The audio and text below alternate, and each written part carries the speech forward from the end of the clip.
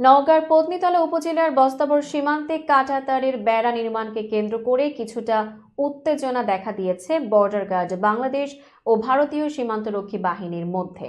তবে বর্তমানে পরিস্থিতি স্থিতিশীল আছে। নওগাঁর ১৪ বিজিবির অধিনায়ক লেফটেন্যান্ট কর্নেল মোহাম্মদ ইকবাল হোসেন এই তথ্য নিশ্চিত করেছেন। তিনি জানান, নওগাঁর বস্তাবর এলাকায় ৬০০ গজের মধ্যে দুদেশের কোনো বেড়া নেই। বুধবার সকালে হঠাৎ করে বিএসএফ এর একটি দল ওই সীমান্ত এলাকায় কাঁটাতারের বেড়া নির্মাণের জন্য আসে।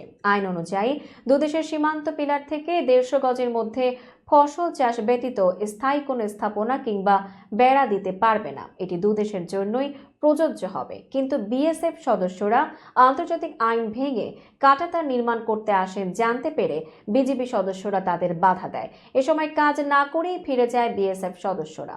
অধিনায়ক মোহাম্মদ ইকবাল হোসেন আরও জানান, উদ্বুদ্ধ পরিস্থিতি নিয়ে দুদেশের কোম্পানি কমান্ডার পর্যায়ে বৈঠক আহ্বান করা হয়েছে।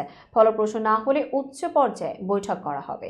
এদিকে সীমান্তের এমন পরিস্থিতিতে বিজিবি সবসময় সতর্ক আছে বলেও জানান তিনি।